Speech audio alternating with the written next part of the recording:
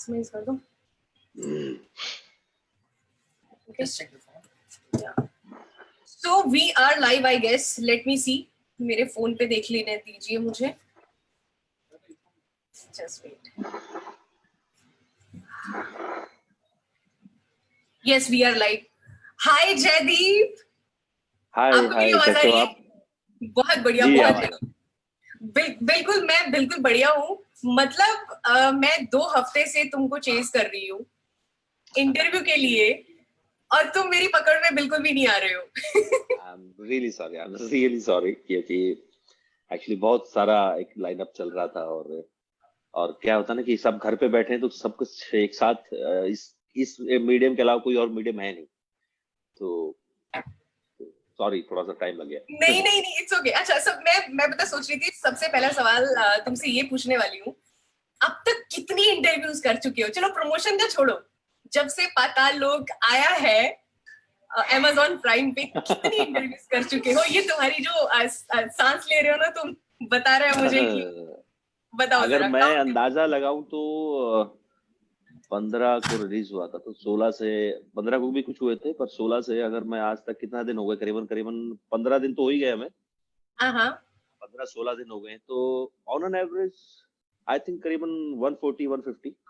Oh my God. सोते जागते interview plan कर रहे थे. हाँ 8 से 10 हो जाते हैं रोज, मतलब मिनिमम है. Okay perfect. सो पता क्या हुआ था जयदीप? अभी सबसे पहले तो बहुत बहुत बधाइयां, ये जो सक्सेस आपको मिली है पाताल लोक की. जहां देखो हाथीराम चौधरी, ट्विटर पे देख लो, फेसबुक पे देख लो, टिकटॉक पे देख लो, इंस्टाग्राम पे देख लो, हाथीराम चौधरी. अब मुझे लगता है कि तुमको कोई जयदीप ना भी बुलाए, हाथीराम चौधरी बुला ले तो आप एक बार पलट के जरूर देखने वाले हैं. हाँ ये हो सकता है. अगर कोई मुझे चलती सड़क पे कहीं भीड़ में कोई वो चीज से बोल दे कि हाथीराम, तो मुझे पक्का यकीन है मैं पलट के देख लूंगा, क्योंकि वो नाम ऐसा जुड़ गया है अभी. I know right. और मुझे भी पता है, आई रिमेम्बर मैं बहुत ज्यादा एक्साइटेड थी ट्रेलर को देखने के बाद. मुझे था कि जब पाताल लोक आएगा तो ना मैं ऐसे बैठी देखने, मैंने बोला 1-2 एपिसोड देखती हूँ, आराम से देखूंगी. लेकिन जैसे ही मैं आफ्टरनून से पहले बैठी थी, मैंने लंच भी नहीं किया और मैं लगातार उसको देख रही थी. और अभी मैंने वापस से भी उसको स्टार्ट किया हुआ. लास्ट वाला एपिसोड मेरा रह गया. सो लोग जो है 2-2 बार 3-3 बार उसको देख रहे हैं यार. मतलब कैसा लग रहा है यार? आई नो बहुत अच्छा लग रहा है. फिर भी कहना चाहोगे? एक्चुअली मतलब सच बता रहा हूँ कि ये जरूर था कि जब अगर ये काम ठीक ठाक पहुंच गया तो लोग पसंद जरूर करेंगे. पर जितना प्यार दिया है ना ऑडियंस ने और ये इंडस्ट्री ने, सब जगह से जितना प्यार मिला, ये इतने की उम्मीद नहीं थी. तो मैं अभी, आप पूछ रहे थे ना कितने इंटरव्यू किए हैं, तो मैं यही कहूंगा कि मैं पिछले 15-20 दिन से बस वो प्यार बटोरने की कोशिश कर रहा हूँ, किसी तरह समेट लूं. पर thank you so much, really thank you so much सबको जिन्होंने इतना प्यार दिया. अच्छा मैं तुम्हारी हर इंटरव्यू जो थी वो फॉलो कर रही थी. जब भी देखो ना मैं इंस्टाग्राम पे जा रही हूँ जयदीप की, जयदीप इज लाइव. उसमें मुझे एक चीज, जब मैं इंटरव्यू देख रही थी तो मुझे सुनने में आया था कि तुमने नहीं देखा है पाताल लोक. वो तब की बात है शायद. अब देख लिया क्या अभी तक? नहीं, पूरा नहीं देख पाया हूँ, बीच में कोशिश की लेकिन फिर से वो नहीं हुआ. पर बहुत थोड़ा सा बचा है, बहुत थोड़ा सा बचा हुआ है. कैसा तुमको तो पता है कि तुमने किस तरीके से सीन किया है, कितनी मेहनत हो रही है. कैसा फील आता है उसको देखते हुए यार? ये चीज यार मैं इससे जुड़ा हूँ. कोई किस्सा है ऐसा जिसका डिफिकल्ट सा लगा हो आपको, कुछ ऐसा करते वक्त?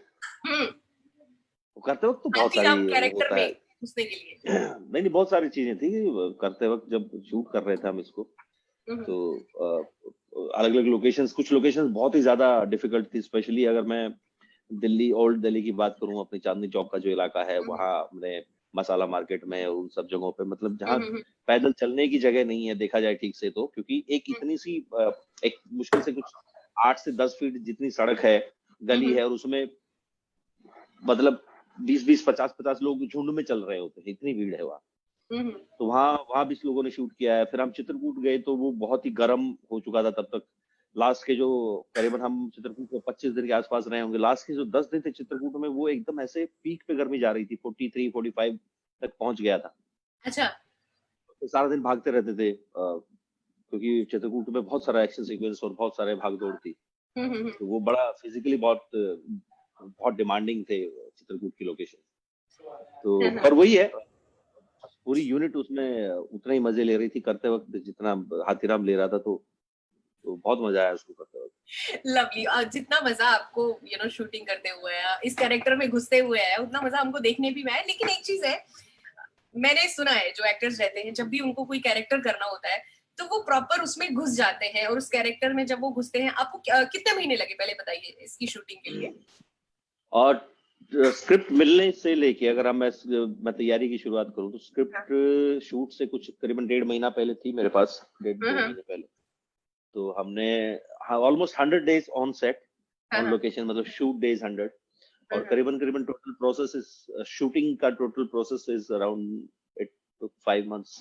और 2 महीने का 2 महीने तो मैं प्री प्रोडक्शन में था, प्रिपरेशन में था, तो उससे पहले की तैयारियां तो चल ही रही थी टीम की। तो करीबन करीबन मैं मेरा इन्वॉल्वमेंट कुछ 6.5 महीने का है। तो उस कैरेक्टर में घुस गए आप पूरा। जब वो शूटिंग खत्म हुई उसके बाद हाथीराम कितनी देर तक आप में जिंदा रहा, या फिर अभी तक भी है? नहीं, हाथीराम गया नहीं है, हाथीराम है आसपास कहीं। हाथी का जो स्टाइल है बात करने का, वैसा अभी भी कोई बात करता है आपसे, वो वैसे ही जवाब मिलता है? कम होता है क्योंकि अब तो वैसे भी घर पे है, तो कोई किसी से बात हो नहीं पाती है, और सारा दिन पिछले 1 महीने से तो आप देख ही रहे हो जैसा चल रहा है। तो वैसा नहीं होता है। पर मुझे याद है कि जिस दिन मैं हाथीराम का पूरा लास्ट सीक्वेंस खत्म हुआ था और मैं घर आया था, और मैंने बताया था सुदीप सर को ये और अविनाश को ये बात बोली थी कि मैं करीबन, मुझे याद नहीं पड़ता मैं लास्ट टाइम शार्क के नीचे इतनी देर तक कब खड़ा हुआ था। मैं कुछ आधे घंटे तक बस खड़ा था पानी के नीचे, और उस दिन बड़ा अजीब सा लग रहा था कि खत्म हो गया है, और एक अजीब सा सुकून भी था, और अजीब सा आई थिंक वो थोड़ा इमोशनल भी था। वो सेट पे भी सबको ऐसा लग रहा था कि अरे यार हाथीराम का शूट पूरा हो गया। वो almost like it was the last day of the shoot also, kind of. बस एक दिन का शूट बच गया था उसके बाद, अच्छा, जिसमें मैं नहीं था, but that was the last day of the entire shoot. But this was like kind of second last day of the shoot, and of course Hathiram's backup from the series. तो वो थोड़ा सा इमोशनल भी था और बहुत एक तरह से रिलैक्सिंग भी था। तो मैं कुछ आधे पौने घंटे तक नहाया हूँ सिर्फ, और कुछ नहीं, ऐसे खड़ा हूँ बस पानी के नीचे। तो ऐसा लगा कि जैसे हाथीराम को विदा कर रहा हूँ। पर वो है अभी भी कहीं ना कहीं, वो आई थिंक जिंदगी भर रहेगा थोड़ा थोड़ा सा। क्या है कि वो इसमें जो डायलॉग्स है ना, स्पेशली उसके तो मीम्स बन रहे हैं, आपके फैन पेज बन गए, आपके फॉलोअर्स तो पता नहीं कहाँ से, मैं रेगुलरली आपको वॉच करती हूँ, फैन फॉलोइंग तो आपकी मतलब ऐसा ऐसा पहुंच गई है ऊपर। सो डायलॉग्स इतने ज्यादा आपके पॉपुलर हो गया, उसमें कुछ आपकी भी क्रिएटिविटी रही? जी नहीं, बिल्कुल, उसमें बहुत सारे डायलॉग बहुत अच्छे अच्छे लिखे हुए भी मिले हैं मुझे, ऐसा नहीं है। बहुत कमाल कमाल डायलॉग्स मिले हुए हैं, चाहे फिर वो पाताल लोक धरती लोक वाला डायलॉग हो, और फिर जितने भी संजीव मेहरा के साथ, या फिर ग्वाला गुजर के साथ, या बहुत सारे डायलॉग लिखे हुए थे। बट स्पेशली कुछ हरियाणवी जो बैकग्राउंड के डायलॉग्स हैं, उनको थोड़ा सा मैंने अपने तरीके से बोला, और सुदीप सर ने उतना दिया मुझे लिबर्टी। तो आई थिंक वो एक ऐसा जोन था जहां कोई भी मुझे कुछ कहता नहीं था जिस तरह से मैं करना चाहता हूँ। दैट वुड हैव, आई से यस, एवरीबॉडी इज लाइक, क्योंकि इमोशन सबको समझ में आ रहा था, और सुदीप सर को हरियाणवी थोड़ी बहुत आती है, मतलब उनको समझ में आता है कि मैं क्या कह रहा हूँ। तो sometimes I used to say some lines like randomly, and only he used to laugh कि अरे ये क्या कर दिया, तो बाकी किसी को समझ में नहीं आया कि क्या बोल रहा है। बट ही ऑलवेज लाइक, हाँ हाँ जो मन करे आप बोलो, मुझे कोई टेंशन नहीं है। वो बेसिक प्रेमाइज पकड़ के रखना है हमें। तो वो लिबर्टी हमेशा मिलती रही। और हाँ, मतलब अभी पिछले दिनों भी कोई कह रहा था कि इतना आपको अंदाजा था इतने मीम बनेंगे आपके डायलॉग्स की। मैंने कहा नहीं, कभी सोचा ही नहीं था करते वक्त, तो ये दिमाग में नहीं आते ना कि आओ इन डायलॉग का मीम बनेगा। तो 2-3 दिन तो मैं ये था कि कौन है ये जो इतने क्रिएटिव लोग हैं जो ये सब कर रहे हैं, मतलब ऐसे ऐसे मीम बनाए उन्होंने। It feels great. अच्छा, अब इतनी सारी इंटरव्यूज की हैं, सबने आपको एक चीज बोली है कि आई नो आपको हंसी आएगी, वो डायलॉग एक बोल के दिखा दो यार, सबकी, मेरी भी यही तमन्ना है कि एक बार सुनना है यार तुमको। कौन सा वाला? जो भी तुम्हारा फेवरेट है, क्योंकि हमारे तो पातालों के सारे मेरे फेवरेट तो बहुत सारे फेवरेट है, मेरे तो बहुत सारे। मेरे को तो वो अच्छा लगता है जिसमें बोलता है रोटी खा के जा, I mean I don't know, मेरा वो एक्सेंट नहीं है, मैं नहीं बोल पाती हूँ। रोटी खा के जागा के, तो बड़ा इंटरेस्टिंग है वो। अच्छा, वो उसके बाद वो गुल आपको थप्पड़ मारती है, मैंने सुना है कि वो सच्ची में लग गया था आपको, ऐसा तो नहीं हुआ था? एक वाला मैं ले लिया था मैंने, कि मैं देखता हूँ कि अब गुल ऑफ कोर्स गुल के हाथ वाथ मैं देख चुका था, मुझे लगा था कि ज्यादा से ज्यादा कितना ही पड़ जाएगा, ऐसे बहुत खाए था पर स्कूल हाँ, स्कूल में तो टीचर मार ही देते थे। तो मैंने कहा देख ही लेता हूँ कैसा होगा। तो एक चलते टेक में मैं थोड़ा सा जानबूझ के आ गया था बिना गुल को बताए, अच्छा, और उन्होंने अपने अपने हिसाब से डिस्टेंस मेंटेन कर रखा था कि मैं ऐसे मारूंगा तो यहाँ से निकल जाएगा, बट वो अच्छा, जस्ट टेक से पहले मैं आधा ऐसे, आधा होता ना, आधा फिट आ गया जाता आप, हाँ, हाँ, तो वो पड़ा। और थैंकफुली किसी ने कुछ रिएक्ट नहीं किया, नहीं तो क्या होता जब थप्पड़ पड़ता सडनली को एक्टर भी ऐसे बोला अरे सॉरी सॉरी सॉरी, वो नहीं हाँ, किया हाँ, किसी ने। हाँ, बट हाँ वो एक लग गया था, ले लिया था मैंने कहा चलो एक एक ऐसा ना होगी, दो चार देख लेता हूँ एक बार कैसा, क्या पता इसका कुछ रिएक्शन अलग आए। हम्म। अब अगर वहां कोई होता भारी हाथ वाला तो नहीं करता मैं ये हरकत, पर गुल के साथ I could take that liberty. अच्छा, डायलॉग की बात कर रहे थे, वो ये जो दुनिया है ना, दुनिया जहां से स्टार्ट होता है वो वाला एक बार सुना दो। वैसे तो मैं बहुत सारे लाइव तुम्हारे सारे जो देखे हैं उसमें देख ही चुकी हूँ, लेकिन फिर भी जो अरे अभी कतर में जो आपके फैंस हैं, जो कि आपको देख रहे जी हैं, जी, सो उनके लिए एक हो जाए। तो कह रहा था कि वो बहुत इंटरेस्टिंग लाइन है, और वो क्या है ना कि एकदम सीरीज की शुरुआत में तो बड़ा प्रेमाइज सेट करती है वो। तो कहता है कि वो ये जो दुनिया है ना, दुनिया ये एक नहीं तीन दुनिया है।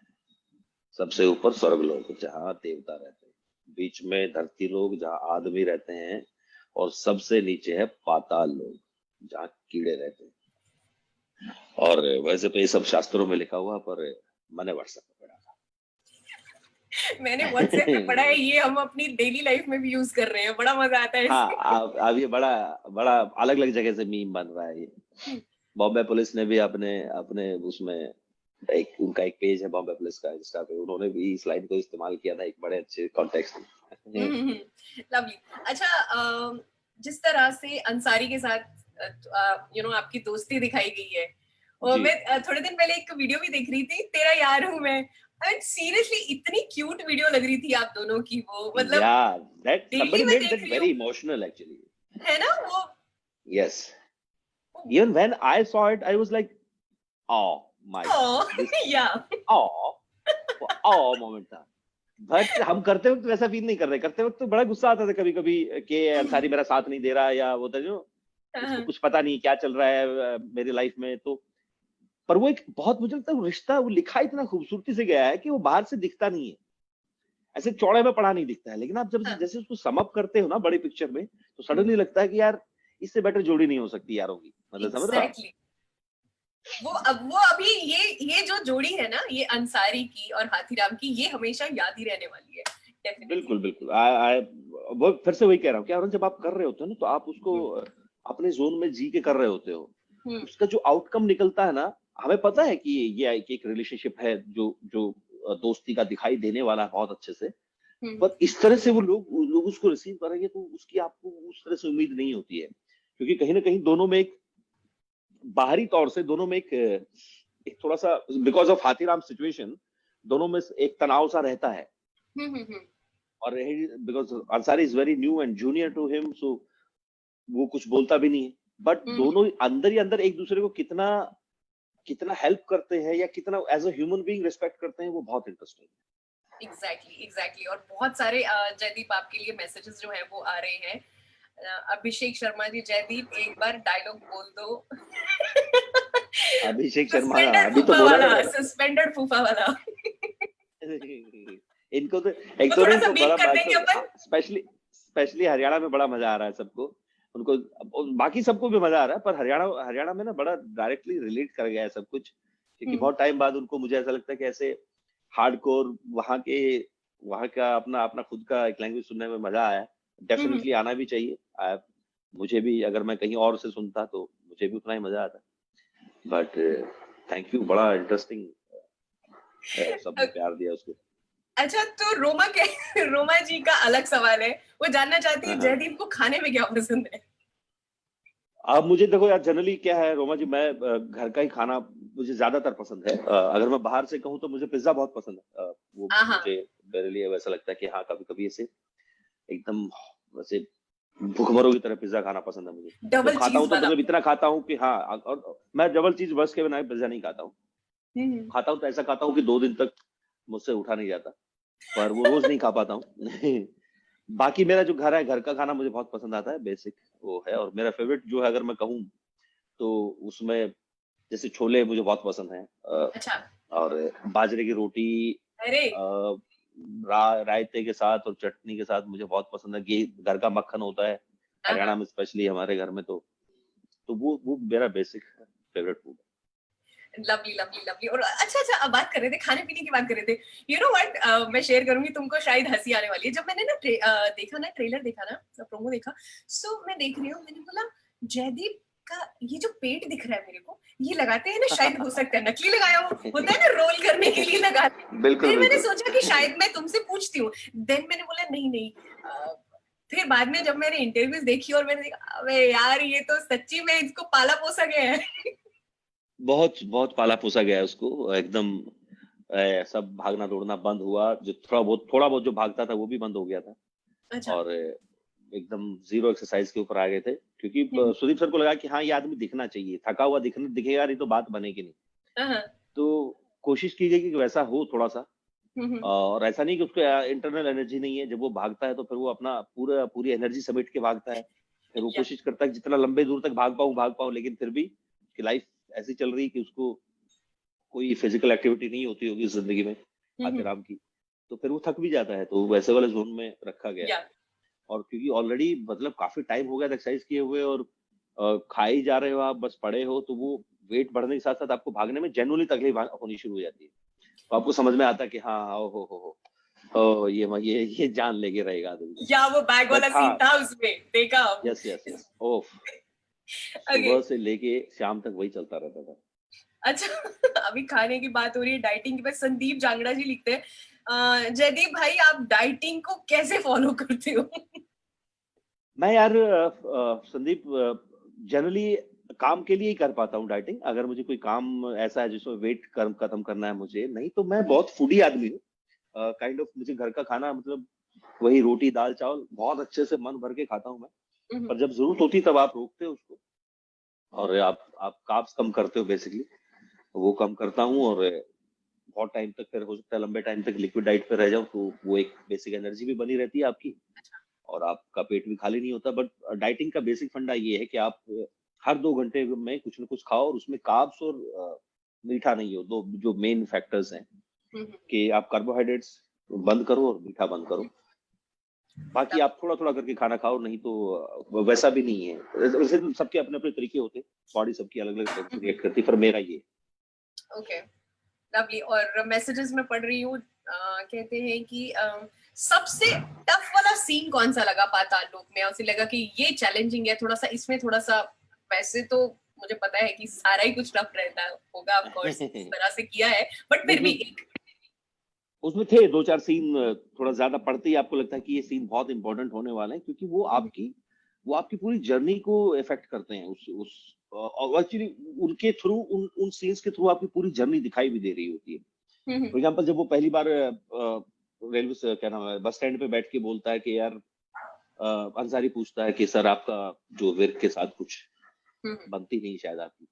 वो एक 5-6 डायलॉग लाइनों का, या 6-7 लाइनों का एक डायलॉग है, जिसमें वो अपना बताता है कि वो पिछले 15 साल में कैसे यहाँ तक पहुंचा है, और विर्क के साथ उसका क्या रिलेशनशिप है। एंड देन वो वो उस एक सिर्फ वही एक डायलॉग है जहां वो अपनी पुरानी लाइफ के बारे में बात करता है। ऑडियंस को उसकी एक झलक मिलती है कि अच्छा हाँ, इसका ये रहा होगा अभी तक, अंदाजा है। बाकी जो दिख रहा है, लेकिन वो बात पहली बार करता है और आखिरी बार करता है कि मेरी लाइफ में मैं यहाँ तक इस पुलिस स्टेशन में इस स्थिति में कैसे पहुंचा। तो वो बड़ा मुश्किल सीन था इन टर्म्स ऑफ, क्योंकि आपको उतनी ही लाइनों में आपकी एक लंबी जर्नी दिखानी है। एक्टर के लिए थोड़ा सा मुश्किल हो जाता है। उसके अलावा चित्रगुप्त, क्या नाम, चित्रकूट के जो सीन है वो बहुत मुश्किल है, क्योंकि इतनी गर्मी पड़ती थी और मुझे बहुत पसीना आता है, मतलब ओके। ऐसे पागलों की तरह पसीना आता है। तो वो बड़ा मुश्किल था। और एक सीन है जब वो संजीव मेहरा के घर में ऑफिस में जाता है एंड में, तो वो बड़ा इंटरेस्टिंग और मुश्किल सीन है, क्योंकि इन टर्म्स ऑफ वो बड़ा शांत है और अंदर से बहुत कुछ बदल चुका है। बाहर से दिखने में बड़ा शांत लग रहा है, लेकिन अंदर संजीव मेहरा को लेके उसको गुस्सा भी है, बट स्टिल एक वैसा वाला भी है कि डिटैचमेंट हो गई है, बिकॉज उसको लगता है कि बहुत खराब आदमी है। तो मल्टी लेयरिंग वाला मामला है वहाँ। खुद भी चोट में है, खुद भी फूटा हुआ है, टूटा फूटा सा है।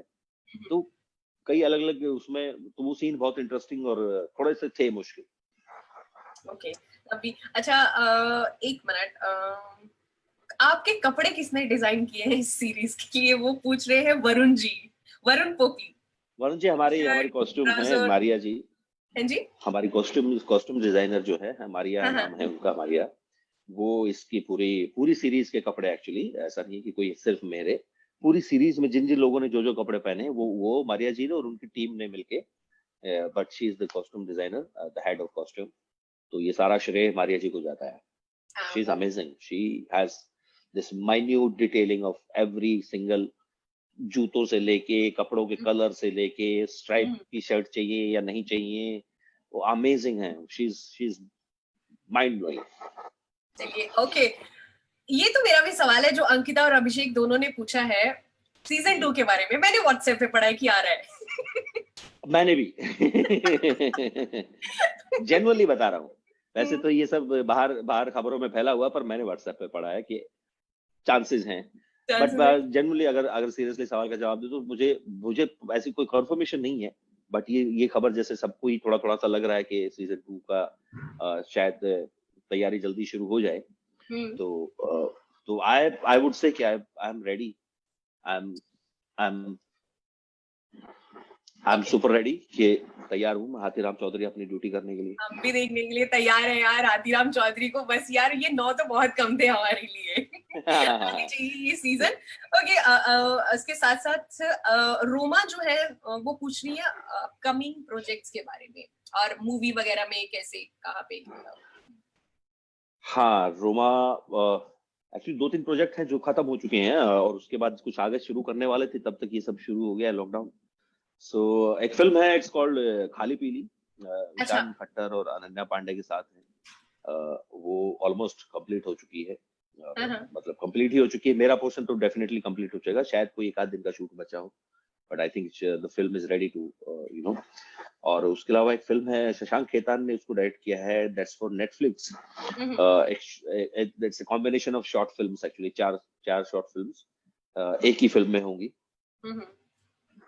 वो धर्मा और नेटफ्लिक्स के साथ है, और शशांक खेतान ने डायरेक्ट किया। ज्यादा देखने के लिए रहेगा उसमें। हाँ, उसमें मैं और फातिमा हैं। और उसके अलावा एक फिल्म है जो कि दृश्यम की फिल्म है, दृश्यम पिक्चर्स की तरफ से, और प्रशांत एक डायरेक्टर है, वो उसके डायरेक्टर हैं, और उसका नाम टेररिस्ट ऑफ द डेस्टिनी है, जो कि बड़ा एक हिंदी कहानी है, पर इंग्लिश नाम है उसका। और वो अभी रिसेंटली पिछले महीने जब हम जाने वाले थे एक्चुअली स्टेट्स में, क्योंकि वहाँ एक फिल्म फेस्टिवल होता है एलए में, I think Tribeca film festival, तो वहाँ वो सिलेक्ट हुई थी अलग अलग कैटेगरीज में, अवार्ड कैटेगरीज में। उसमें से मैं भी एक कैटेगरी में था, बेस्ट एक्टर कैटेगरी में था। वो फिल्म काफी सारे अवार्ड कैटेगरीज में थे, लेकिन हमें वहां से बेस्ट स्क्रीन प्ले का अवार्ड मिला है। और वो एक अच्छी फिल्म है, बहुत इंटरेस्टिंग सी फिल्म है। वो तैयार है, तो देखते हैं अब लॉकडाउन के बाद कैसी स्थिति होती है। तो ये सब फिलहाल अंदर कैसी स्थिति चल रही है लॉकडाउन की? अंदर मैं और स्क्रीन के बीच में रहता हूँ सारा दिन, या तो फोन पे, या फिर इंस्टा पे, या फिर जूम पे, या फिर स्काइप पे। अब ऐसे ऐसे ऐप सुनने को मिल गए मुझे तो कि मैंने कभी सुने ही नहीं थे। मतलब वो कि कोई वेबिनार का कोई ऐप है वहाँ। 2 दिन तो मुझे लगे कि वेबिनार क्या होता है, तब समझ में आया, ओह सेमिनार जो वेब पे होते हैं उसको वेबिनार कहते हैं। Oh my God, that's how it is. Oh my God. तो मैं बहुत ज्यादा इन दिनों टेक्नोलॉजी के साथ मैंने युद्ध किया है अपना। हाथीराम ने अपनी जंग लड़ी उसके साथ। और कभी कभी थोड़ा भारी हो जाता है, संभाल नहीं पाता मैं कि कौन सा कहाँ से क्या करना है मुझे, बटन इनमें से तो मुझे पता नहीं होता है कि कैसे करना है उसको। तो पर मैं सीख गया हूँ, ऑलमोस्ट सीख गया। चौधरी अभी प्रो हो गया एकदम। हाँ, अभी अगले अगले वाले में लिखेगी तो अंसारी को भी बोलेगा व्हाट्सएप मी ब्रो। ओके, आरती कह रही है कि कोई आपकी लोकल पुलिस के साथ इंटरेक्शन हुई थी रोल को अंडरस्टैंड करने के लिए? नहीं, क्या होता ना कि मैंने वो पुलिस देखी हुई है। ऐसा नहीं है कि मैं हरियाणा से हूँ तो मैंने दिल्ली पुलिस और हरियाणा पुलिस का एक बहुत, आप सालों तक उनके बीच में रहे हो, कहीं ना कहीं हर दिन आप टकरा ही जाते हो, आप देख ही लेते हो उनको। और बहुत सारे कॉलेज टाइम के दोस्त हैं जो इधर उधर, कोई दिल्ली पुलिस में है, कोई आईपीएस है, कोई सब इंस्पेक्टर्स हैं अलग अलग जगहों पे, तो उनसे थोड़ी बहुत आप बातचीत करते ही रहते। और दूसरा ये कि वो पेपर पे ही लिखा हुआ, इतना खूबसूरती से लिखा हुआ किरदार था कि मुझे किसी से मिलने की जरूरत इसलिए नहीं पड़ी क्योंकि उसके बहुत सारे कैरेक्टरिस्टिक ऑलरेडी पेपर में है। और पुलिस का जो जो एक बिहेवियर होता है, क्योंकि इंटरेस्टिंग ये है कि वो सिर्फ एक पुलिस वाला नहीं है। अगर बात सिर्फ कहानी पुलिस स्टेशन तक होती ना तो शायद मैं और ज्यादा इन द सेंस शायद पुलिस की तरफ, वर्दी की तरफ ध्यान देता, लेकिन मैंने उस तरह से सोचा नहीं। मैंने हाथीराम को एक इंसान की तरह लिया, जो कि हम हर घरों में होता है, हर शायद मिडिल क्लास फैमिली में कभी न कभी देखा होगा या सुना होगा अपने आसपास, और वो पुलिस में है, तो वो एक एक्स्ट्रा ड्यूटी है उसके ऊपर, एक्स्ट्रा रिस्पॉन्सिबिलिटी है। तो ऐसा पर्टिकुलरली किसी एक पुलिस वाले से मिलके मैंने वो उस तरह से, क्योंकि बायोपिक नहीं है तो फिर मैं बहुत सारी चीजों को इन नटशेल जो है वो आप ऑब्जर्व करना शुरू करते। ओके, सो किसी ने पूछा है, कहते हैं कि आपके फेवरेट बॉलीवुड में आपकी एक्टर और एक्ट्रेस कौन है, जिनको ऐसे तो देखो बहुत सारे हैं, लेकिन अगर कुछ पसंदीदा होते हैं जैसे, तो मेरे ऑल टाइम फेवरेट जो अगर मैं कहूँ तो उनमें से इरफान भाई, नवाज, मनोज भाई और रणबीर कपूर, आलिया, ये इनका मैं फैन हूँ। जब भी कुछ भी काम आता है तो देखना ही देखना है मुझे। मेरे लिए ये हो जाता है कि मुझे कुछ ना कुछ सीखने को मिलेगा, ये वैसे वाला जोन है। ओके, एंड अच्छा, अभी मेरा सवाल है कि बॉलीवुड का कोई ऐसी हीरोइन जिसपे जयदीप का क्रश है? बॉलीवुड की? बॉलीवुड का कहीं पे भी, या बॉलीवुड में नहीं, क्रश क्या होता है ना, क्रश बदलते रहते हैं। क्या होता है कि कुछ क्रश ऐसे होते हैं जो मुझे लगता है क्रश क्रश का मुझे ऐसा लगता है कि जो टीनेजर्स जो क्रश होते हैं ना वो शायद कभी नहीं बदलते। मेरा अपना अपना पर्सनल वो है ये।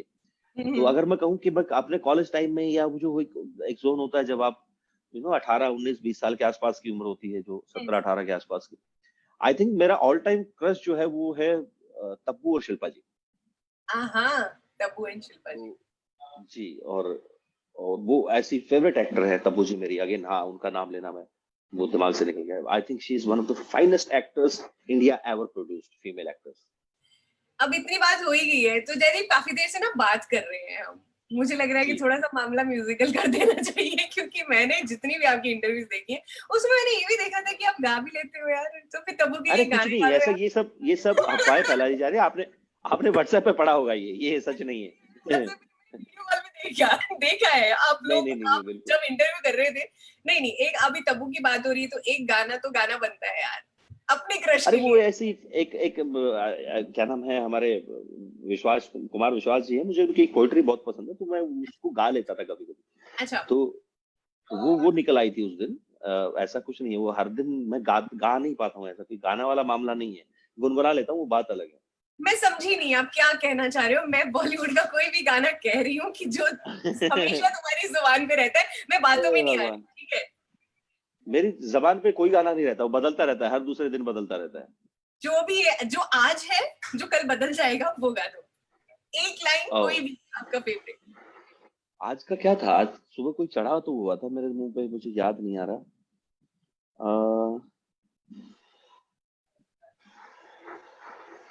पता नहीं यार, बस सच बता रहा हूँ, कोई गाना याद आएगा ही नहीं मुझे। गाने सब ये कोई बात होती है? मुझसे नाराज नहीं जिंदगी, हैरान हैरान हूँ तेरे मासूम सवालों से, परेशान हूँ मैं, हो परेशान हूँ। मुझे ऐसा लग रहा है ये मेरे को बोला जा रहा है कि ये बात नहीं होती। मैंने बात की थी तब्बू मैम की। तब्बू मैम अगर आपके सामने खड़ी, आपको मौका मिल रहा है। अच्छा, ये बात अलग है। अब ये गलत बात है, ये अभी ये रेफरेंस अलग है। अच्छा, तब्बू मैम अगर सामने खड़ी हैं तो हमारे लिए ऐसे गाने, और तब्बू के लिए मेरी आँखों के सिवा दुनिया में रखा क्या है, ये उठे सुबह चले, ये झुके शाम ढले, मेरा जीना मेरा मरना इन्हीं पलकों के तले, मेरी आँखों के सिवा दुनिया में रखा क्या है। क्या बात है, हाथीराम का स्टाइल है। देखो, उसने मेरी आंखों की मतलब अपनी आंखों की तारीफ कर दी, तब वो मैं एमडी कर। Wonderful wonderful, thank you so much. और सब आपको बहुत सारा प्यार भेज रहे हैं। मैं थैंक यू पढ़ गाइस, रही हूँ। थैंक यू सो अच्छा, मच। अभी चलो बैक टू पाताल लोक। कहती है कि आपका फेवरेट वाला कैरेक्टर कौन सा है पाताल लोक का? हमारा तो डेफिनेटली हाथीराम हाथीराम, अगर अगर मैं ये कहूँ तो हाँ, मेरा भी डेफिनेटली हाथीराम, क्योंकि हाथीराम जितना जितना रंग किसी की दुनिया में नहीं है उस पूरी कहानी में, जितना जितना जितने अलग अलग रंग, जितने अलग अलग इमोशन उसकी लाइफ में है, है। बाकी किसी की लाइफ में ये नहीं है। He is the most honest person in the entire series, जो कि आपको देख के लगता है कि हाँ, एक आदमी है जो जेन्युइनली अंदर से बहुत अच्छा है, और बाहर से वो कभी कभी बहुत बिटर, बहुत क्रूर, या बहुत अजीब, या बहुत गुस्से में, या बहुत इलॉजिकल लगता होगा, but deep down he's very emotional, he's very, is so such a pure human being. तो मुझे वो बहुत इंटरेस्टिंग लगता है कि बाहर की दुनिया में उसको बड़ा खड़ूस की तरह लोग इस्तेमाल करते हैं, या जज करते हैं, या फेलियर की तरह देखते हैं, but he is not failure at all. तो या Hathiram, I think personally, and if I leave Hathiram, because I'm emotionally attached to that character, if I leave Hathiram, then I have many favorites, but I think the most interesting characters are like, Sara, Hathoda, और चंदा, and of course क्या नाम है, रेणु, सिद्धार्थ का जो character है मेरे बेटे का, बहुत इंटरेस्टिंग कैरेक्टर्स हैं। इनके फ्लेवर्स बहुत और बहुत कॉम्प्लेक्स हैं। ऐसा बाहर से देखने में लगता है कि हाँ नॉर्मल है, पर बहुत कॉम्प्लेक्स कैरेक्टर्स हैं। तो बहुत बहुत सारे बहुत कमाल लगते हैं मुझे वो। ओके, सो हरियाणा में भी सबने देख लिया है पाताल लोक। वहां से भी हर रोज बहुत सारी कॉल्स आ रही होंगी। अभी तक तो जाना हुआ नहीं है आपका, सोचो फिर आपको कंधों पे उठा लेंगे।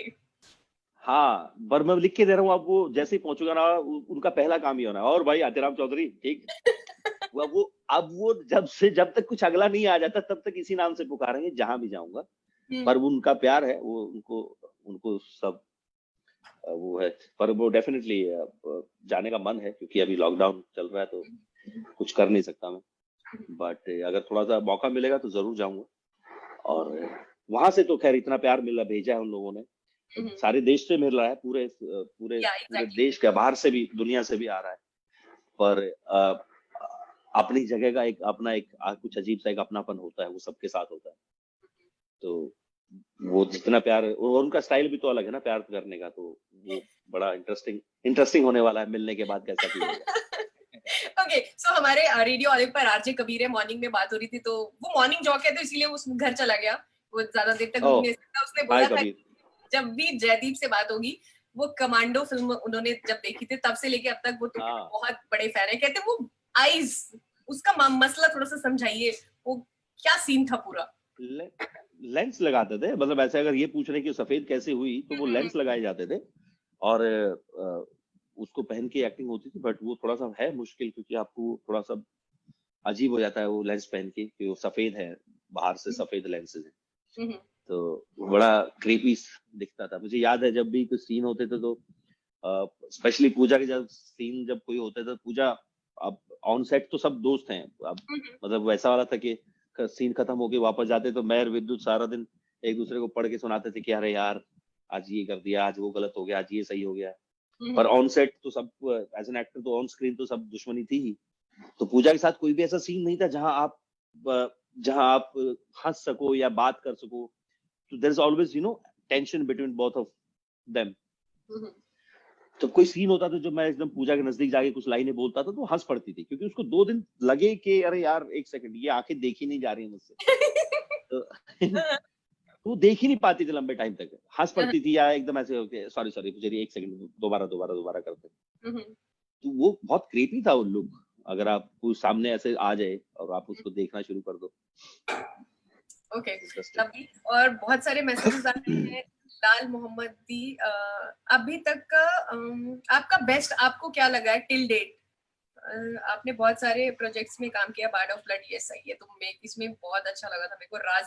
राजी, बार्ड ऑफ ब्लड और पाताल लोक, तीनों में से एक बेस्ट आपको चुनना हो, वैसे तो सारे बेस्ट है। ये तो स्पेशली मतलब राजी और पाताल लोक में तो आपने ऐसा बोल दिया जैसे कि मतलब एक माँ को बोल दो कि कौन सा बेटा एक को छोड़ना पड़ेगा, तो नहीं छोड़ पाऊंगा, नहीं छोड़ पाऊंगा। दोनों का बहुत बहुत ज्यादा इंपॉर्टेंस है मेरी लाइफ में, एज एन एक्टर भी और एज ए ह्यूमन बीइंग भी, because Raazi was the first project to be very honest जहां न सिर्फ एक बड़ा रिकग्निशन मिला, बल्कि राजी ने मुझे एज एन एक्टर बहुत बहुत ज्यादा कुछ दिया है। बहुत छोटी छोटी माइन्यूट चीजें जो उस दौरान मैं मेघना जी के साथ काम करते करते मैंने एज एन एक्टर, जो आपका अपग्रेडेशन होता है आपकी बेटर अंडरस्टैंडिंग का स्क्रिप्ट को लेके और कैरेक्टर्स को लेके, डेफिनेटली वो बहुत इंपॉर्टेंट रहा है मेरी लाइफ में।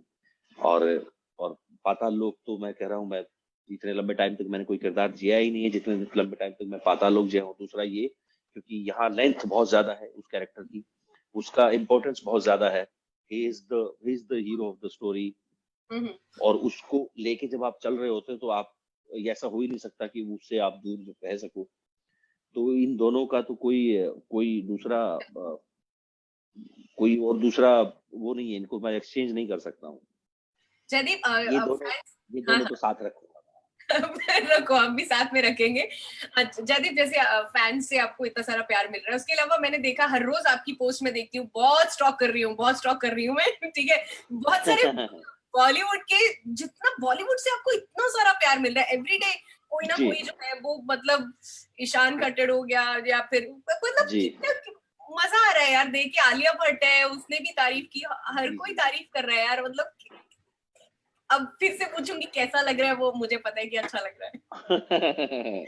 नहीं, बहुत अच्छा लगा, सच बता रहा हूँ, बहुत अच्छी फीलिंग होती है, बहुत कमाल फीलिंग होती है जब जब जैसे मैं बताया, Alia one of my favourite actors Indian cinema में, बहुत कमाल के एक्टर हैं। तो और genuinely it takes your very genuine emotion to reach out on social media and to praise an actor like this. आपको वो दिखाता है कि आप कितने कितने खूबसूरत इंसान हैं। तो और बहुत सारे लोगों ने, मतलब बहुत सारे, करण सर ने लिखा है, और ईशान ने मनोज बाजपेयी, अनुराग कश्यप, एक से एक ऐसे ऐसे डायरेक्टर और एक्टर्स लिखा है राजकुमार जिनको राव, देख के आपको लगता है कि यार ये आपकी इंस्पिरेशन रहे हैं। मतलब राजकुमार, और ये जो राजकुमार बैचमेट है जो विकी के साथ काम किया हुआ है, लेकिन ये है कि ये तो वो लोग हैं जो हम काम करके एक दूसरे का वैसे ही एक दूसरे की इंस्पिरेशन बने रहते हैं। पर कुछ लोग होते हैं जिनको देख के आप एक्टिंग सीखते ही, एक तरह से एक्चुअली सीखी है आपने। मतलब मनोज सर, मैं किसी से बात भी कर रहा था कि मैं एक फोन जो मुझे लगेगा कि शायद जो मैं बहुत जोर से इंतजार कर रहा था और वो कभी नहीं आएगा, वो इरफान सर का है। क्योंकि वो, पर सोचो आप उन लोगों से, जिन मनोज सर का मैसेज आता है, आपको फोन आता है, अनुराग सर का, और बहुत सारे बड़े बड़े लोग, अब नाम लूंगा तो बोलोगे कि अपनी खुद की तारीफ कर रहा है बट बहुत अच्छे अच्छे मैसेज आते हैं, और बहुत बहुत ही सुकून वाली एक फीलिंग होती है ना। पहले तो वो ओवरवेलमिंग होता है कि आप उस प्यार को संभाल नहीं पाते, देन यू फील, जब वो सिंक इन हो जाता है, then you feel thank god ये हुआ, नहीं तो वो अजीब सा हो जाता है। एग्जैक्टली। सो कतर में जितने भी लोग, मुझे पता है कि अभी टाइम ज्यादा नहीं लेना चाहिए, तो बहुत सारी इंटरव्यूज तुमको और भी करनी होगी। ओके, सो कतर में जितने भी आपके फैंस हैं, वो देख रहे हैं इस टाइम, उनको क्या कहना चाहोगे? और जिन्होंने अभी तक नहीं देखा है या आधा देखा, उनको क्या कहना चाहोगे? देखो, जिन्होंने देख लिया उनको तो मतलब बहुत ही सारा प्यार, मतलब थैंक यू सो मच। और जिन्होंने आधा देखा, आधा सा प्यार, बाकी जब देखोगे पूरा तो पूरा प्यार मिलेगा और जिन्होंने नहीं देखा है, मैं बता रहा हूँ, देख लो, नहीं तो मैं वापस ड्यूटी पे आ चुका हूँ और मैं कभी कभी वारंट जारी कर सकता हूँ आपके नाम पर। बट नॉट, प्लीज, जिन लोगों ने नहीं देखा वो देखिए, आपको जेन्युइनली उसको बहुत अच्छी कहानी लगेगी और बहुत अच्छे किरदार लगेंगे। और जिन्होंने देखा और इतना प्यार दिया, थैंक यू सो मच। आप जहां भी हैं, और कतर में भी जिन लोगों ने ये देखा, और आई एम श्योर कि उन्होंने कुछ ना कुछ ऐसा फील किया होगा कि उनको लगेगा कि हाँ, ये कुछ वो रिलेट कर पाए होंगे उस कहानी से। थैंक यू सो मच इतना सारा प्यार देने के लिए, genuinely, really thank you so much. Thank you so much Jaideep. बहुत जल्दी इंशाल्लाह, बहुत जल्दी एक बार फिर से हम लाइव आएंगे और फिर से आपके एक जरूर नए प्रोजेक्ट के बारे में बात करेंगे, और फिर मैं आपसे जरूर एक नहीं 4 गाने गवाने वाली हूँ। ओके, पक्का। हाँ थैंक यू तो Suman, thank you touch so would much पक्का गा दूंगा। जी, and thank you everyone, thank you so much guys, thank you. Thank you so much and we say जियो बिंदास, रेडियो ऑलिव जियो बिंदास ओह बोलो। That's easy, thank you so much इतना प्यार देने के लिए, और जियो बिंदास रेडियो ऑलिव पे आप थे सिमरन और जयदीप के साथ। Thank you so much. Thank you so much, thank you, bye bye. Bye bye bye bye bye.